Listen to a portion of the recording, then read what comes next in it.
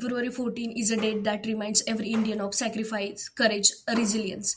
On this day, we remember the brave CRPF soldier who lost their lives in the Pulwama terror attack of 2019. On 14 February 2019, a convoy over 2,500 CRPF personnel was traveling on NH 44 in Jammu and Kashmir. At around 3:14 p.m., a suicide bomber in an explosive laden or car rammed into one of the bus, leading to a massive explosion. 40 brave CRPF Jawan lost their lives.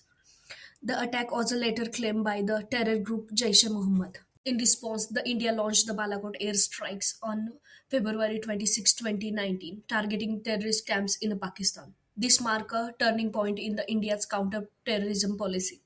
The world stood with India condemning the attack. Each year, India pays homage to martyrs. In 2025, Prime Minister Narendra Modi and Home Minister Amit Shah led the nation in remembering fallen heroes. In cities like Hyderabad, citizens participated in marathons and tribute runs. Candlelight vigils were held across the country to honor their sacrifices. The Pulwama attack remains a reminder of the sacrifices made by our soldiers. It also showcases India's strength, unity, resilience against terrorism. As citizens, let's honor their bravery and never forget their sacrifice. A powerful speech, a bold warning, and a political firestorm.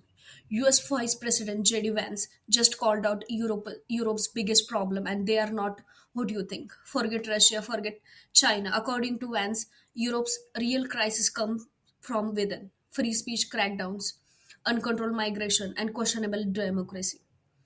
But is he right? Let's break it all down. JD Vance claims that freedom of speech in Europe is under attack.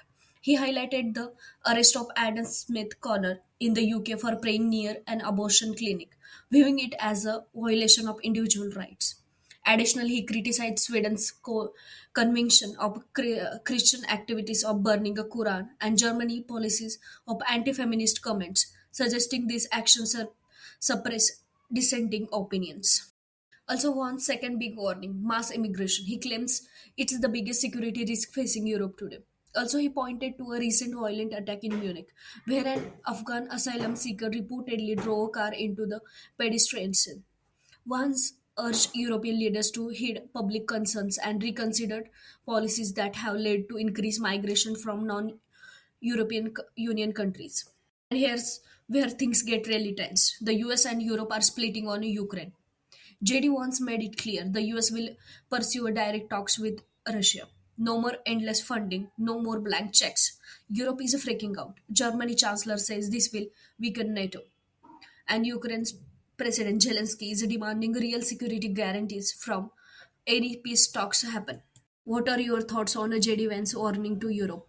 Let us know in the comments below.